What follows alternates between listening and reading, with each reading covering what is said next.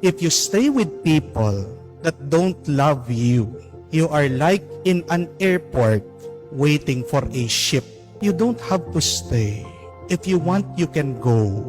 Just like the Lord. Keeping your distance does not exempt you from loving them, from forgiving them, from praying for them. Sabi nga, heal them with your kindness. Amen? And if kindness does not work, what should you do? Be more kind.